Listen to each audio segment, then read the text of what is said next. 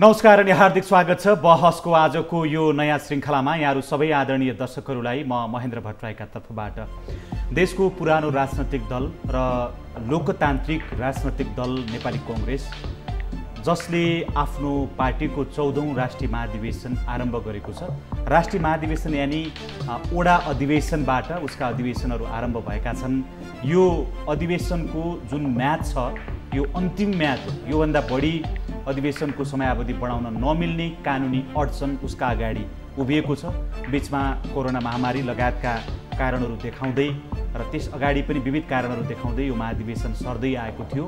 यद्यपि अहिले तल्लो तहबाट महाधिवेशनका गतिविधिहरू आरम्भ भए पनि जुन केन्द्रीय महाधिवेशनको मिति अझै धेरै समय कुर्नुपर्ने छ।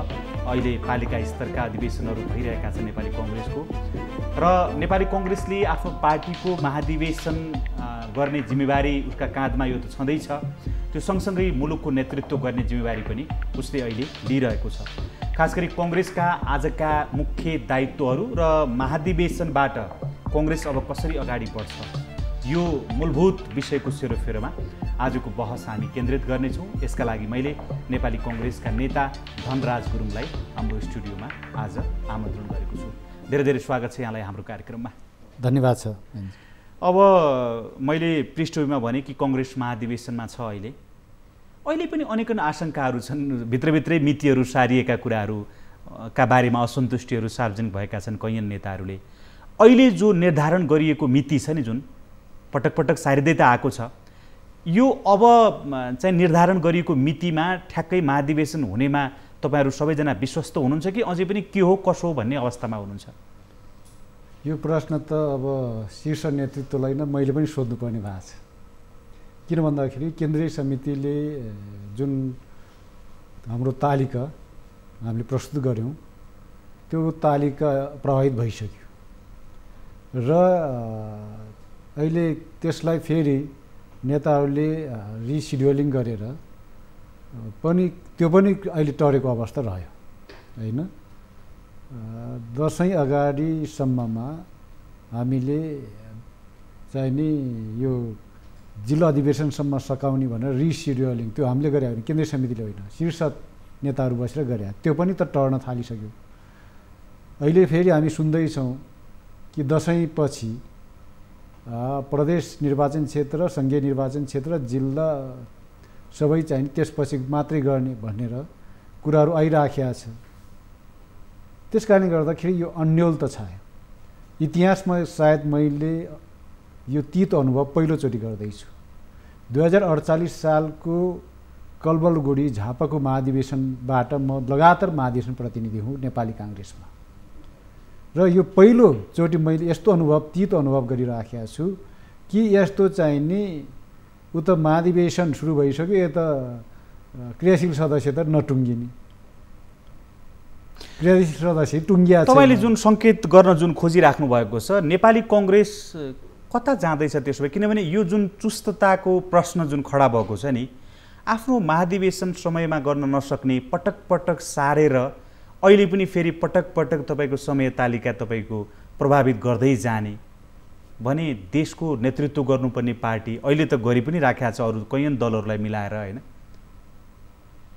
कसरी सक्छ यो? अनि यस्तो पार्टीलाई जनताले विश्वास गर्नुपर्ने हुन्छ फेरि? हेर्नुहोस्, निश्चित रूपमा देश चलाउनुभन्दा पहिले आफ्नो पार्टी राम्रोसँग चलाउनुपर्छ। देश राम्रोसँग चलाउने नेताले पहिला आफ्नो पार्टी राम्रोसँग चलाउनुपर्छ। आफ्नो पार्टी व्यवस्थित ढङ्गसँग चलाउन नसक्नेले देशलाई व्यवस्थित ढङ्गबाट चलाउन सक्दैन। यो यथार्थ कुरा हो, यो साँचो कुरा हो। तर अहिले चाहिने हाम्रो महाधिवेशनको क्रममा जुन स्थिति हाम्रो अगाडि सामु देखा परेको छ, यो चाहिने विधि र पद्धति र प्रक्रियाहरू कतै हराउन थाल्यो कि आफूभित्रै। किन भन्दाखेरि केन्द्रीय समितिले गरेको निर्णय पदाधिकारीको बैठकले काट्न सक्दैन, मिल्दैन, हुँदैन। काटिहाल्यो भने त्यो विधानसम्मत हुँदैन, तर भइरहेछ फेरि त्यही। बडो अचम्म लागिराखेको छ, बडो दुःखका साथ भनिराखेको छु मैले यो। त्यस कारणले गर्दाखेरि मैले अघि नै भने यस्तो व्यथितिपूर्ण ढङ्गबाट महाधिवेशनको प्रक्रिया सुरु भएको हुँदै गरेको र किस्ताबन्दीमा क्रियाशील सदस्यताहरू वितरण भइराख्ने र किस्ताबन्दीमा अधिवेशनहरू भइरहने यो चाहिँ नि मेरो जीवनकालमै पहिलोचोटि अनुभव गरिराखेको छु। यो तीत अनुभव भन्नु मैले भनिसकेँ। आफ्नो पार्टी चलाउन नसक्नेले तपाईँको चाहिँ के भने देश चलाउन सक्दैन भनेर जुन तपाईँले यसमा सहमति जनाउनु भयो अथवा तपाईँले झन् बागी विद्रोहीको जस्तो विचार व्यक्त गर्नुभयो नि, देखिन पनि ठ्याक्कै त्यस्तै देखिरहेछ है। खासमा किनभने देश चलाउने जिम्मेदारी पनि तपाईँकै पार्टीको नेतृत्वको काँधमा छ। परिस्थितिले आइपर्यो, अरू कैयन पार्टीहरूलाई मिलाएर जुन गठबन्धनको नेतृत्व तपाईँको पार्टीका सभापतिले गर्नुभएको छ, तपाईँको अगाडि छ, जनताको अगाडि छ।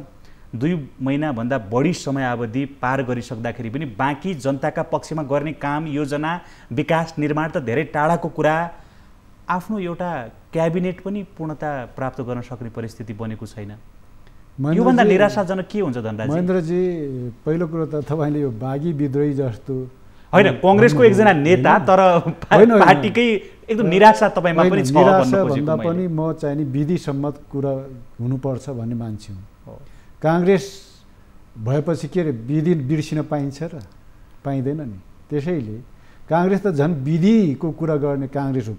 त्यसैले जसले विधिको कुरा गर्छ, जसले लोकतान्त्रिक पद्धतिको कुरा गरिरहन्छ, त्यसले नै आफ्नो पार्टीभित्रको महाधिवेशनको यात्रामा विधिहरूलाई बिर्सन पाइन्छ र? त्यसैले यो बागी विरोधी विद्रोहको कुरा होइन, यो यथार्थ जे भएको छ त्यो चाहिँ नि बोल्नुपर्छ मैले, होइन? त्यस कारणले गर्दाखेरि यो चाहिँ नि यथार्थ कुरा मैले पस्केको मात्रै हो भन्ने मलाई लाग्छ। अब यसरी पस्किँदाखेरि अब नेताहरूलाई कतै अप्ठ्यारो पर्छ कि भन्ने कुरा म सोच्दिनँ। जब तपाईँ सोच्नु न, त्यो थाहा छ। त्यही भएर तपाईँलाई हामीले यहाँ निमन्त्रणा गरेको होइन। मैले खालि मात्रै भन्नु खोजेको के भने तपाईँ जतिको क्रियाशील देशव्यापी पहिचान भएको एकजना नेता त यति धेरै असन्तुष्ट हुनुहुन्छ भने यो पार्टी कसरी चलिरहेछ भन्ने जुन प्रश्न मैले गरिरहेको छु, अनि देश सञ्चालनका सन्दर्भमा मैले तपाईँलाई भने ठ्याक्कै त्यहीँ आइपुग्दैछु। म त्यहीँ आइपुग्दैछु कि अब चाहिँ नि महाधिवेशन पनि यता किस्ताबन्दीमा मैले भनिहालेँ। अब मन्त्री परिषदको विस्तार पनि किस्ताबन्दीमै भइरहेछ। एकजना थपिँदैछन्, किस्ताबन्दी भइरहेछ। यो बडो कहिलेकाहीँ आफैलाई दिक्क लाग्ने कुरा हो। यो अब यो बोक्न नसक्ने भारी चाहिँ म बोक्छु भनेर किन तयार भएको त? हुन त अरूले तयार गराए क्या यो पटक, बाध्यता बनाएहरूले लिदिनुहोस् कि लिदिनुहोस् भने उहाँ त सकेसम्म त तयार भएको जस्तै उहाँ हुनुभएको थिएन तपाईँको सभापति चाहिँ, होइन? तर जे भए पनि त अब लिइसकेपछि त म तयारै थिइनँ भनेर भन्न त मिल्दैन। हेर्नुहोस्, अब त जिम्मेवार निर्वाह गर्नुपर्छ देशको चाहिँ नेतृत्व लिएपछि। हेर्नुहोस्, लिया किन यो? होइन होइन, यस्तो छ। यसमा चाहिँ नि पहिलेको सरकारले संविधान नै मै हुँ, राज्य नै मै हुँ भन्ने तरिकाले चल्न खोजेपछि त्यो विधिसङ्गत ढङ्गबाट चल्नुपर्छ, संविधानलाई को ट्र्याकमा ल्याउनुपर्छ भनेर हामी आन्दोलित भयौँ। त्यसको बाई प्रोडक्ट हो यो चाहिँ सरकार भने। त्यसैले यो सरकारलाई विधि कुल्चिने कुनै त्यस्तो योसँग त्यो कुनै पनि सरकारलाई हुँदैन विधि कुल्चिन त यसलाई त झनै छैन, होइन? तर धनराजजी, विधि नकुल्चिनुको मतलब चाहिँ हिँड्दै नहिँड्ने, पाइलै नसार्ने भन्या त होइन होला नि? फेरि निश्चित रूपमा पाइला त सार्नै पर्छ नि त। पाइलै नसार्ने, तर 1 महिनामा 1 पाइला सार्ने जुन गति भइरहेछ नि, त्यसलाई पाइला सारेको भन्ने कि के भन्ने? पाइला सारेको त मैले भनेकै छैन। मन्त्री परिषदै किस्ताबन्दी, परिषद विस्तार नै किस्ताबन्दी भइरहेछ भनेर त मैले भनिसकेँ। यो दुःख मान्नु हुँदैन नेतृत्वले। नेतृत्वले त जे गर्नुपर्ने त्यो ठ्याकठुक गर्ने हो, होइन? चल्छ चल्छ, चल्दैन चल्दैन। यो के को तमासा देखाएर हिँड्नु पर्यो बेकारमा? यो चाहिँ नि प्रधानमन्त्री भन्ने आउँछ जान्छ, सधैँ प्रधानमन्त्री कोही हुन्छ र? हुँदैन नि त। जीवनभर कोही प्रधानमन्त्री हुन्छ? हुँदैन नि। तपाईँले बडा रोचक कुरा गर्नुभयो, होइन? तर तपाईँको पार्टीमा चाहिँ जीवनभर प्रधानमन्त्री हुने या नहुने भन्दाखेरिमा पनि कति पटक प्रधानमन्त्री भएँ भन्ने विषयमा चाहिँ अलिकति प्राउड फिल गर्ने संस्कार छ नि। तपाईँको पार्टीका सभापतिले आफ्ना चाहिँ युवा विद्यार्थीहरूको बिचमा एक दिन गएर तिमीहरू मध्ये कोही बन्न सक्छौ, म त 3-3, 4-4 चोटि प्रधानमन्त्री, अहिले त उहाँ 5औं पटक बनिसक्नुभयो क्यारे? होइन, उहाँ 5 पल्ट, 6 पल्ट, 7 पल्ट, 8 पल्ट जतिपल्ट बन्नुहोस् त्यसमा मेरो कुनै गुनासो रहन्न। खालि मेरो गुनासो कहाँ रहन्छ भन्दाखेरि प्रधानमन्त्री भएपछि ऐतिहासिक व्यक्तित्व भनेर जानुपर्छ भन्ने हो। पदीय जिम्मेवारी ठिक ढङ्गले पुरा गर्नुपर्छ र राजनेता बन्नको लागि पटक पटक प्रधानमन्त्री बन्नु पर्दैन। राजनेता बन्नका लागि राम्रो विचार लिएर अघि बढ्दा राजनेता भइन्छ। जसरी गणेश मानजी एउटा राजनेता हो मुलुकमा, जसले प्रधानमन्त्री पद त्याग्नुभयो तर मुलुकको लागि उहाँले बोलिरहनु भयो, अडान लिइरहनु भयो। त्यस कारणले गर्दा कतिपल्ट प्रधानमन्त्री हुन्छ भन्ने कुरा यो राजनेता बन्ने मापन होइन भन्ने मलाई लाग्छ। त्यसो भएको कारणले गर्दाखेरि उहाँलाई त यो अवसर हो। पाँचौँपल्ट प्रधानमन्त्री बनिसकेपछि त उहाँलाई भेटेरै भनेका छौँ, हामीले सुझाव दिएका छौँ।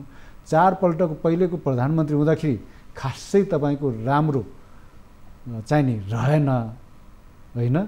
त्यसैले अब यो पल्ट तपाईँ ऐतिहासिक व्यक्तित्व बन्नुहोस् है, यो अवसर हो तपाईँको लागि, यो अन्तिम अवसर हुनसक्छ। तर त्यो अवसरलाई सही सदुपयोग गर्नुहोस् र तपाईँ एउटा राजनेताको रूपमा प्रस्तुत हुनुहोस् भन्यौँ, सुझाव त्यही दियौँ। र त्यति मात्रै भनेनौँ, यो अमूर्त सुझाव थिएन। हामीले के गर्नुपर्छ त भन्दा यो गर्नुहोस् भनेर 1 2 3 4 5 भनेर सुझाव पनि दियौँ। तर ती सुझावहरू अहिलेसम्म कतै पनि कार्यान्वयन खासै भएको अनुभव गर्न पाइया छैन। त्यसो भएको कारणले गर्दाखेरि महेन्द्रजी अब कतिपल्ट प्रधानमन्त्री, यतिपल्ट प्रधानमन्त्री भन्ने त्यो चाहिँ नि खास त्यसले अर्थ राख्छ भन्ने मलाई लाग्दैन। त्यसो त चाहिँ नि यो मुलुकमा लामो समयसम्म जङ्गबहादुर राणा आफ्नो जीवनकालमा प्रधानमन्त्री बनेका थिए। तर जङ्गबहादुर राणालाई को इतिहास के गोल्डन चाहिँ नि सुन्दर अक्षरले लेखिया छ र छैन नि त। त्यस कारणले गर्दाखेरि कि चाहिँ नि सुन्दर अक्षरले लेख्ने, इतिहास लेख्ने काम गर्नुपर्छ अवसर पाएपछि। होइन सुन्नुहोस् न, अब प्रश्नहरू अब निरन्तर तपाईँहरूले खेपिराख्नु भएको छ काङ्ग्रेसको नेता हुनुको नाताले।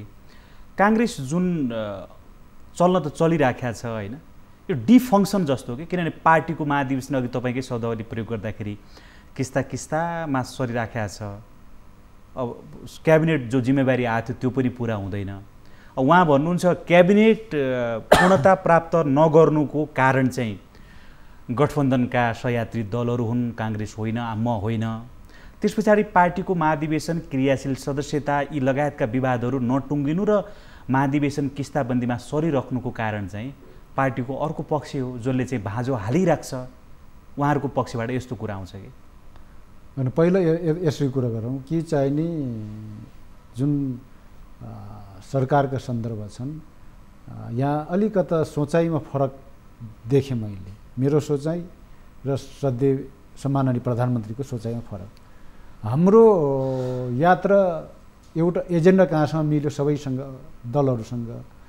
नेकपा अहिले समाजवादी भनौँ बनेको, अथवा नेकपा माओवादी केन्द्र बनेको, अथवा जनता समाजवादी पार्टीसँग हाम्रो यात्रा, अथवा राष्ट्रिय जनमोर्चा, हाम्रो यात्रा, हाम्रो एजेन्डा कहाँसम्म मिलेको थियो भने यो संविधानलाई ठिक ट्र्याकमा लिएर आउँ।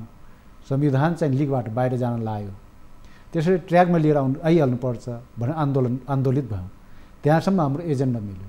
त्यसपछि फेरि सरकार, त्यसको बाई प्रोडक्ट भनिसकेँ मैले, सरकारमा पनि हामी फेरि त्यसरी नै मिलिरहनु पर्छ। त्यसका लागि चाहिँ नि बरु निष्वस्त्र बनेर भए पनि मिल्नुपर्छ भन्ने होइन भन्ने मलाई लाग्छ। त्यहीँनिर चाहिँ नि फरक पर्यो हाम्रो सोचाइमा भन्ने मलाई लाग्छ।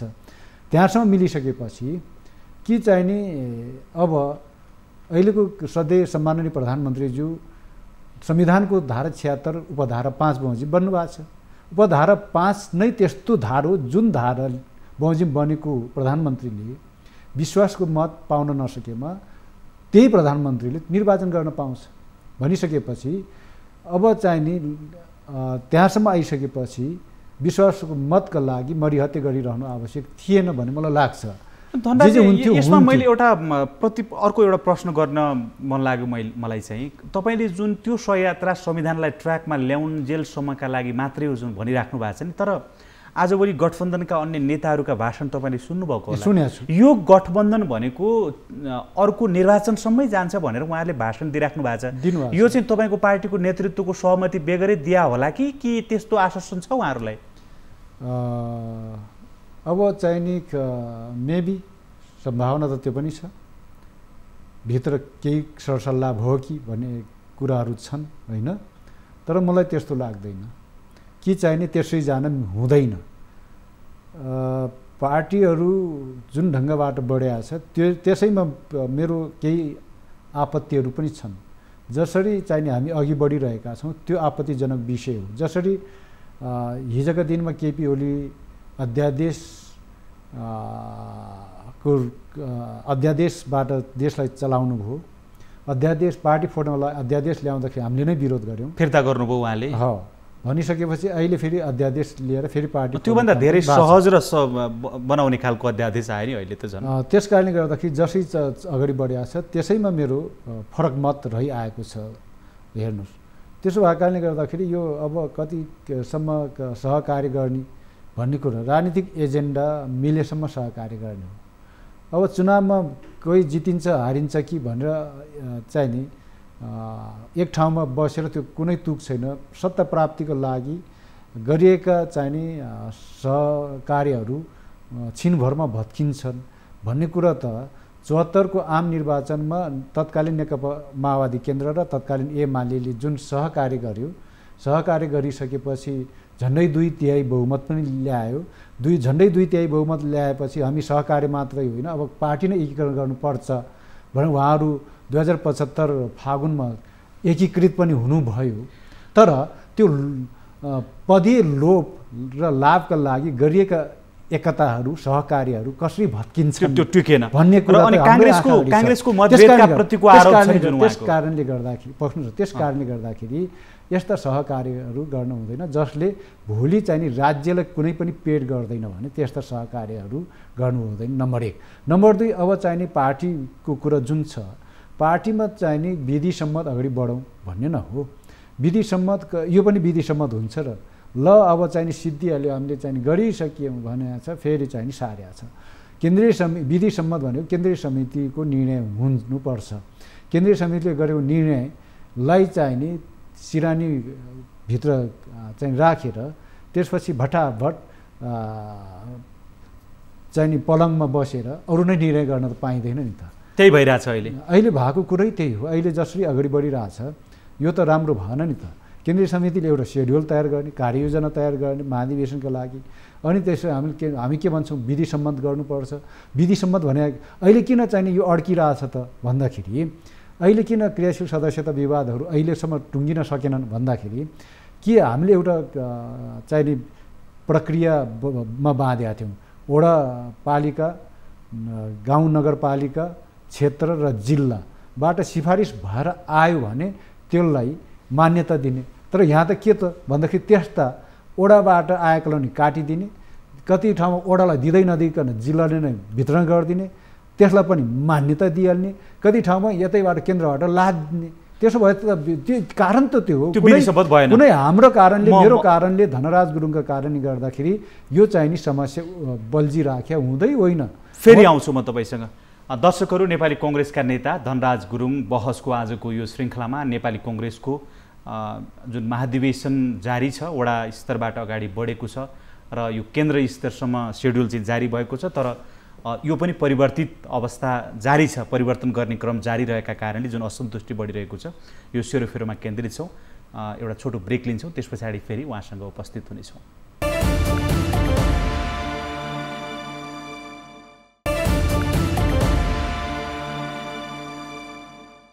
विश्रामपछि पुनः हार्दिक स्वागत छ। बहसको आजको यो श्रृङ्खलामा नेपाली कङ्ग्रेसका नेता धनराज गुरुङ हुनुहुन्छ। नेपाली कङ्ग्रेसको आसन्न राष्ट्रिय महाधिवेशनको विषय हामी आजको बहसमा केन्द्रित गरिरहेका छौँ। पुनः स्वागत छ यहाँलाई हाम्रो कार्यक्रममा। धन्यवाद छ। अब यो मूलभूत रूपमा महाधिवेशनको एजेन्डा हामीले एउटा जनरल रूपबाट हामीले कुरा त गऱ्यौँ, तर अब यसमा हामी केन्द्रित हुन चाहन्छु म, होइन, तपाईँको ध्यान त्यतातर्फ लैजान्छु। अब यो महाधिवेशनले, किनभने अब सेड्युल जतिसुकै परिवर्तित भए पनि ढिलो चाँडो महाधिवेशन त गर्नु नै छ, किनभने त्यो चाहिँ एउटा कानुनी अडचन तपाईँहरूको अगाडि छ, नगरिकन कुनै धरै छैन।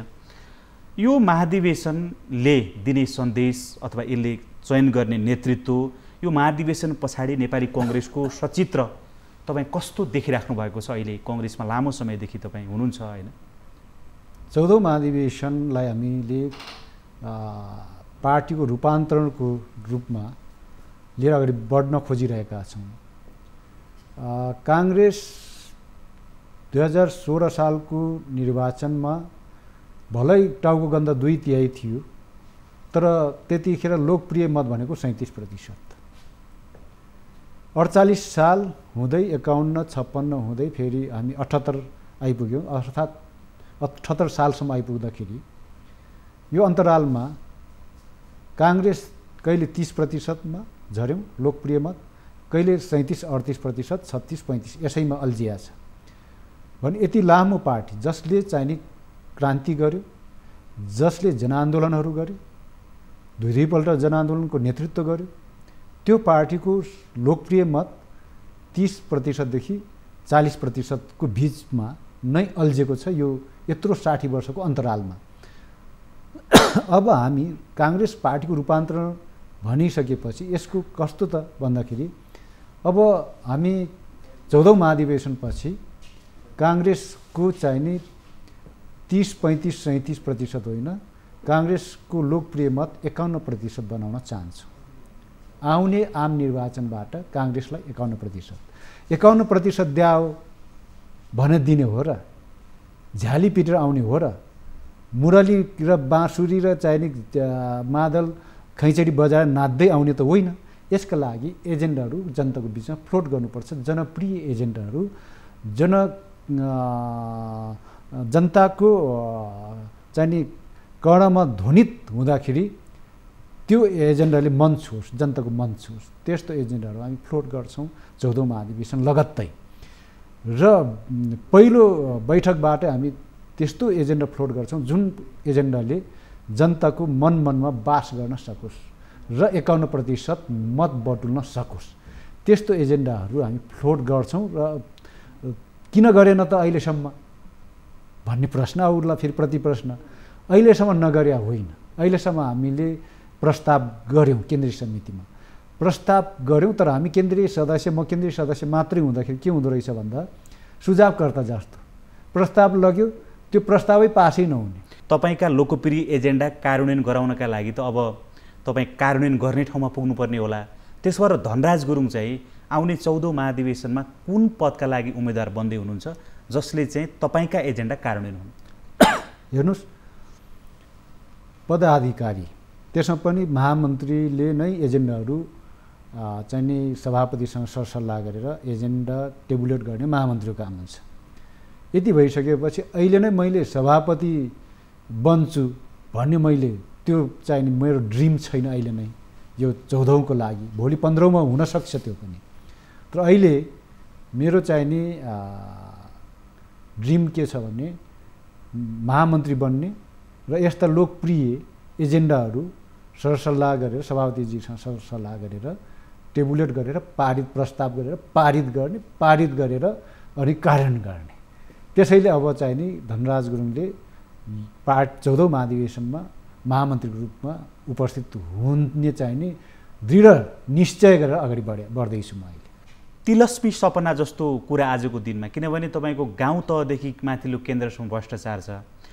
इभन तपाईँकै पार्टीमा पनि अब यो तितो सत्य हो, तपाईँले स्वीकार्नु होला नहोला थाहा छैन, तर तपाईँको पार्टीमा पनि तपाईँको आज सिद्धान्त, विचार, जनप्रिय, लोकप्रिय भन्दाखेरिमा पनि जसको तपाईँको खल्ती दरो छ भने ठेकेदारहरू, व्यापारीहरू, कमिसनखोरहरू कति छन्? तपाईँले गर्नुभएको छ, तपाईँको पार्टीका नेता, तपाईँले मान्नुपर्ने नेता, त्यस्ता मान्छेहरू मन्त्रीको झन्डा हल्लाइसके काङ्ग्रेसको सिफारिसमा, तपाईँ चाहिँ हेरे हुनुहुन्छ। तपाईँ जस्ता मान्छेहरू कति छन् हो भनेपछि अब यो त यसलाई सफा गर्न सक्ने आँट गर्न सक्नुहुन्छ तपाईँ? त्यही आँटका साथ महामन्त्रीमा उम्मेदवार दिँदैछु, त्यही आँटका साथ, नत्र फेरि केन्द्रीय सदस्य भएर के बसाइ हुन्छ। त्यही भएर यो साह्रै धेरै नेपाली राजनीतिमा फोहोर देखियो, त्यो फोहोरको दलदलमा काङ्ग्रेस पनि त्यहीँ छ। अब त्यही फोहोरबाट कमलको चाहिने फुल बनाएर उमार्न किन सकिँदैन? सकिन्छ नि त। त्यो चाहिने ड्रिमका साथ अगाडि बढ्ने हो। त्यसकारण धनराजी सुन्नुहोस् न, एउटा कुरा तपाईँ पढ्नु न, तपाईँले भन्नुभयो नि यहाँ यो छ त्यो छ, सारा चाहिने ठेकेदार आए, सारा माफिया आए, तस्कर। मैले भने आएन, चित्रले देखाउनु, चित्र हो, चित्रले देखाउँछ। मैले त्यही भएर समग्र नेपाली राजनीति चाहिने फोहोरको डङ्गुरमा हराएको छ। त्यहाँ फोहोरको डङ्गुरलाई सफा गरेर अनि फेरि नेपाली राजनीतिलाई चट्ट सफा बनाएर अगाडि बढाउनु छ। दृढ निश्चयका साथ विश्वासका साथ काम गरेर अघि बढ्ने हो नि। हरेस खानु हुन्न नि, हरेस खानु हुन्न धनराजी, तर कुनै पनि परिणाम चाहिँ उसको विगतलाई हेरेर पनि दिने गरिन्छ होइन। तपाईँ महामन्त्रीमा उठ्दैछु र तपाईँको एउटा विश्वासका साथ काङ्ग्रेसलाई सफा गर्छु भन्ने जुन तपाईँको आँट अथवा विश्वास छ त्यसका लागि शुभकामना छ। तर तपाईँ काङ्ग्रेसको केन्द्रीय सदस्य भएको त अलि दुई तिन कार्यकालै भइसक्यो, दुई कार्यकाल भयो। यो जुन हामीले अघि जुन विषयहरू उठान गऱ्यौँ तपाईँले पनि त्यसमा स्वीकारोक्ति जनाउनु भयो। काङ्ग्रेसमा पनि फोहोर मैला छ, यसलाई सफा गर्नुपर्छ भनेर भन्नुभयो। यो फोहोर मैला जब जब माथि ल्याइन्थ्यो अथवा त्यो फोहोर गर्न थालिन्थ्यो त्यो बेला तपाईँले चाहिँ जनताले सुन्ने गरी, समग्र काङ्ग्रेसले सुन्ने गरी यो विषय यो गलत हो, म यसलाई चाहिँ के अरे मान्दिनँ भनेर विद्रोह त गरे जस्तो, विद्रोह भने बाहिर सुन्ने गरी त्यसरीकन बाहिर भन्या जस्तो लागेन। तपाईँ पनि चुपचाप बस्नु बाहेक अरू कुनै विकल्प छैन जस्तो गर्नुभएको देखिन्छ। मलाई त्यस्तो त लागेन।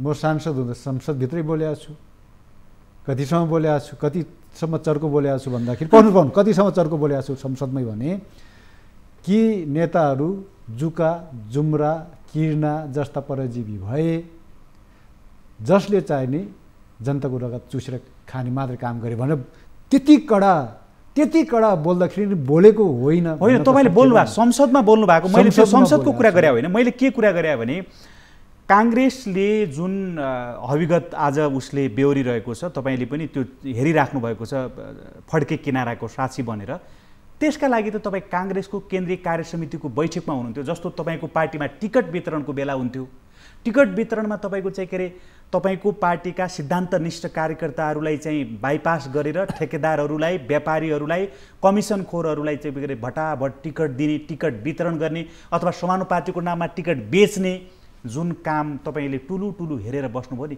केन्द्रीय कमिटीमा तपाईँले बाहिर जनताले सुन्ने गरी त्यो आवाज बुलन्द गरेर त्यसलाई रोक्न सक्ने आँट गर्न सक्नुहुन्थ्यो नि, त्यो गर्न सक्नु भएन।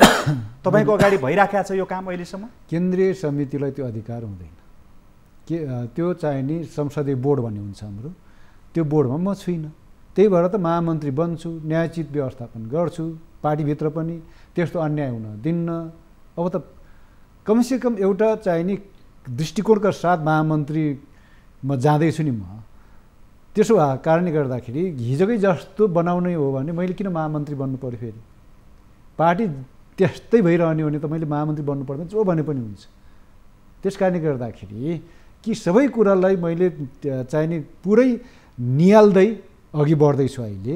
र केन्द्रीय समितिमा किन टेबल ठटाउनु भएन भन्नुभएको छ नि, कि केन्द्रीय सदस्यहरू संसदीय बोर्डमा पढ्छन् भन्ने होइन। म संसदीय बोर्डमा थिइनँ। मैले टेबल ठटाउने मात्रै होइन, संसदीय बोर्डमा पर्नु भएन भने पनि तपाईँको पार्टी हो, तपाईँ त्यसको केन्द्रीय नेता हुनुहुन्थ्यो। संसदीय बोर्डले गरेको यो निर्णय गलत हो भनेर तपाईँले त्यसलाई चाहिँ के भने विथड्र गराउन सक्ने हैसियत तपाईँ मात्रै, तपाईँको टिम हुन्थ्यो, तपाईँका साथी, तपाईँ जस्तै निष्ठावान अनेक केन्द्रीय सदस्यहरू थिए होला, जिल्लाका नेताहरू थिए होला। होइन यो गर्न पाइँदैन यस्तो? होइन। अब चाहिँ कता धेरै जसो साथीहरू चाहिँ नि टिकट प्रार्थीको रूपमा प्रस्तुत हुन्छन् त्यतिखेर, नम्बर 1। नम्बर 2, अब त्यो चाहिँ नि यसका टिकट वितरण भइसक्यो, यसका विरुद्धमा चाहिँ आन्दोलन गर्ने कि अब त्यसलाई पार्टीलाई जिताउन लगाउने अर्को पक्ष त्यो पनि रहन्छ। अर्को पक्ष जो बोर्डमा बसेका साथीहरूको पनि त्यो खालको चाहिँ नि पहुँच पुगेन कि, अथवा बोर्डमा बसेर टुलु हेरे कि, अघिले यहाँले भने जस्तो सभापति एक्लैले निर्णय गरे कि, चाहिँ नि किनाराको साँची पो बने कि। किन भन्दाखेरि मैले सुनेको छु केन्द्रीय समिति बैठकमा पछि कि मै बोर्डमै बसेको नेताले केसम्म भने मैले चाहिँ नि समानुपातिको लिस्टसम्म देख्न नपाउने बोर्डमा बसेर भन्ने र उहाँहरूले पछि बोल्नुभयो क्या। बोर्डमै भए हामी केन्द्रीय सदस्य बोर्डमा नभएको त कुरै छोडिदिनुहोस् भनिसकेपछि अब समानुपातिको लिस्टमा समेत हेर्नै नपाउने, देख्नै नपाउने बोर्डमा भएकाले, ठिक छ, यी सबै चाहिँ नि अस्तव्यस्तलाई कारणले आजसम्मको अवस्थामा काङ्ग्रेस छ र यसलाई अन्त छु भनेर तपाईँ लागिराख्नु भएको छ। तपाईँको निष्ठा, तपाईँको विचार, तपाईँको जनताप्रतिको उत्कट चाहिँ सेवा गर्ने लक्ष्य भावनाप्रति कुनै प्रश्न छैन, किनभने तपाईँ एउटा खुल्ला किताब जस्तै हुनुहुन्छ। आम जनताले देखेकै विषय हो यो होइन। संसदमा पनि तपाईँ त्यसरी नै प्रस्तुत हुनुभएको छ। अब हामी जस्ता आम सञ्चारका माध्यमहरूसँग विषयहरू राख्दाखेरि पनि तपाईँ त्यो भनिराख्नु भएको छ। तर तपाईँको त्यो चाहना, तपाईँको त्यो सिद्धान्त, तपाईँको त्यो निष्ठाले मात्रै तपाईँको पार्टीको महामन्त्री बन्न सक्नुहुन्छ तपाईँ? किनभने अहिले त विभिन्न गठजोडहरू त्यहाँ छन्, समूहमा यो पार्टी विभाजित भएको छ अनि पार्टीमा पदहरू प्राप्त गर्नका लागि तपाईँको निष्ठा र विचारले मात्रै पनि काम गर्नेवाला छैन, अरू थुप्रै त्यहाँ तत्त्वहरूले काम गर्छन् भनेर तपाईँहरू स्वीकारिराख्नु भएको छ। तपाईँ महामन्त्री हुनका लागि अहिलेका जुन यो समूहहरू छन् नि, तपाईँ अब संस्थापन समूह जो पार्टी सभापतिले नेतृत्व गर्नुहुन्छ, उहाँ फेरि सभापतिको उम्मेदवार हुने खोज्दै हुनुहुन्छ, रामचन्द्र पौडेल, प्रकाशमान सिंह, विमलेन्द्र निधि लगायत थुप्रै नेताहरू चाहिँ सभापतिका दावेदार हुनुहुन्छ र उहाँहरूले टिम बनाउने कुरा छ। तपाईँ चाहिँ कुन समूहबाट महामन्त्रीको उम्मेदवार हो र तपाईँ यसलाई एस्योर गर्नका लागि महामन्त्री भइ छाड्ने जुन दृढता छ नि तपाईँको, त्यसका लागि कसरी होमवर्क गर्दै हुनुहुन्छ? मसँग एजेन्डा मिल्ने नेताको नेतृत्वमा म महामन्त्री उठ्छु। तय गरिसक्नुभयो? तय हुँदैछ। सुनाइदिनुहोस् तपाईँका आम कार्यकर्ता, तपाईँका शुभचिन्तकहरूलाई। त्यो चाहिँ नि समय आएपछि हामी एकैचोटि डिस्क्लोज गर्छौँ। अहिले डिस्क्लोज गर्ने समय आएको छैन, समय भएको छैन। किन भन्दाखेरि अहिले तपाईँको कति जिल्लाको क्रियाशील सदस्य टुङ्गिया छैन, कति जिल्लामा वडा अधिवेशन पनि भएको छैन, पालिका अधिवेशनहरू बल्ल हिजो 54 जिल्लामा सम्पन्न भयो, अरू जिल्लामा अझै बाँकी नै छ भनेपछि यति धेरै हतार गर्नु आवश्यक छैन अहिले नै। त्यसो भएर हामी समय बमोजिम चल्ने हो। यत्रो पार्टी हाँक्ने लक्ष्यका साथ हिँड्ने मान्छेले समयलाई चिनेर नै कति कुराहरू डिस्क्लोज गर्नुपर्छ भन्ने कुरालाई पनि हामीले चाहिँ नि ख्याल राख्नुपर्छ भन्ने मलाई लाग्छ महेन्द्रजी। त्यस कारणले गर्दा अहिले नै डिस्क्लोज गर्नुपर्छ भन्ने। कस्तो नेतृत्व आउँदैछ? किनभने पहिलेको भन्दा त केही न केही रूपान्तरण हुनु त पक्कै देखियो। पहिलो पदमा चाहिँ नभए पनि दोस्रो पदमा चाहिँ पुरानो सिलसिला भन्दा केही सिलसिला ब्रेक हुने त देखिहाल्यो होइन? तपाईँले चाहिँ कस्तो अनुमान गर्नुभएको छ? के हो कुरा? मलाई के लाग्छ भने अहिले न्यू फेसेसहरू चाहिँ बढी नै केन्द्रीय पदाधिकारीमा धेरै चाहिँ नि न्यू फेसेस हुन्छन्।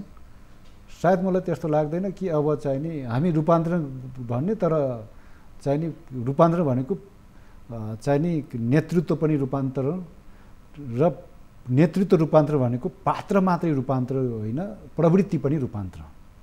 त्यो ठाउँमा ठ्याक्कै पुग्छौँ भन्ने मलाई लागेको छ धनराजी। तर पात्र परिवर्तनका सन्दर्भमा पहिलो पात्र परिवर्तनको जुन सन्दर्भ छ त्यसमा त अहिले पनि खासै त्यत्रो ठुलो भिन्नता आउला जस्तो देखिँदैन, किनभने अब वर्तमान सभापति फेरि दोहोरिने गरिकन उहाँले चाहना व्यक्त गर्नुभएको छ।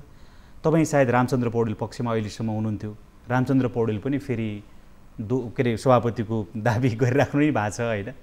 तपाईँको चाहिँ कसरी हुन्छ यो? त रामचन्द्र पौडेल पक्षमा हुनुहुन्थ्यो, त्यो पक्ष पनि तपाईँको टुक्रा टुक्रा हुने स्थिति छ, किन सभापतिमा थुप्रै मानिसहरू त्यही समूहका हुँदैछन्। तपाईँ महामन्त्री बनि छाड्ने भनिराख्नु भएको छ। जब आफ्नो समूह नै एकट्ठा भएन, मिलेर तपाईँहरू लड्न सक्नु भएन भने तपाईँ महामन्त्री होइन, सभापति नै तपाईँको पक्षको नहुने, महामन्त्री पनि नहुने परिस्थिति आउन सक्ने एउटा कुरा यो देखिँदैन। यहाँनिर के बुझ्न आवश्यक भने अहिले चाहिँ नि महाधिवेशन भएर आउने साथीहरू एकदमै मिनिमम प्रतिशतमा होला, नत्र होइन नि यो परम्परागत गुटको नाममा चाहिँ नि मतदान गर्ने र फर्किने त्यो मनस्थिति म देख्दिनँ। अब रूपान्तरण चाहिन्छ भन्ने धेरै तल्लो तहबाटै त्यो आवाज उठिराखेको अवस्था छ। त्यस कारणले गर्दाखेरि अब काङ्ग्रेसकै भविष्य रहेन भने चाहिँ नि महाधिवेशन प्रतिनिधिको भविष्य कहाँ खोज्ने? त्यसैले काङ्ग्रेस जोगाउने हो, काङ्ग्रेसलाई 51% काङ्ग्रेस 51% प्लसको काङ्ग्रेस बनाउने हो भने अब चाहिँ नि एजेन्डालाई हेरेर मतदान गर्ने हो नि त, एजेन्डालाई हेरेर। त्यस कारणले गर्दाखेरि तपाईँको ग्रुपिजमको कुरा भन्दा पनि एजेन्डामा बढी विचार पुर्याएर मतदान हुन्छ यसपल्ट। त्यसैले परम्परागत गुटहरू, यथास्थिति गुटहरू जस्ताको तस्तै 14औं महाधिवेशनमा प्रदर्शित हुन्छ भन्ने मलाई पटक्कै लाग्दैन। नयाँ गुटहरूको नयाँ समूहहरूको सिर्जना हुन्छ र त्यो पानीको फोका जस्तो फेरि त्यो चाहिँ नि महाधिवेशनको थलोमा हराउँछ र नयाँ ढङ्गबाट त्यसपछि काङ्ग्रेस परिचालित हुन्छ। त्यसपछि 14 महाधिवेशन। हस् धनराजी, तपाईँलाई यो महाधिवेशनको सफलताको शुभकामना। तपाईँ आफ्ना लक्ष्यहरू प्राप्तिमा अगाडि बढ्नुहोस्। धेरै धेरै शुभकामना छ। समय दिनुभयो, यहाँलाई धेरै धेरै धन्यवाद छ। यहाँलाई पनि हार्दिक धन्यवाद दिन चाहन्छु मनजी, धन्यवाद छ। हस् आदरणीय दर्शकहरू, उहाँ हुनुहुन्थ्यो नेपाली कङ्ग्रेसका नेता धनराज गुरुङ। कङ्ग्रेसको 14औं राष्ट्रिय महाधिवेशनको सन्दर्भमा बहसको आजको यो श्रृङ्खलामा हामीले उहाँसँग कुराकानी गऱ्यौँ। नयाँ श्रृङ्खलामा नयाँ विषय र पात्रहरूका साथ फेरि उपस्थित हुनेछौँ। आजका लागि यो कार्यक्रमबाट हामी सबैलाई बिदा दिनुहोस्। नमस्ते।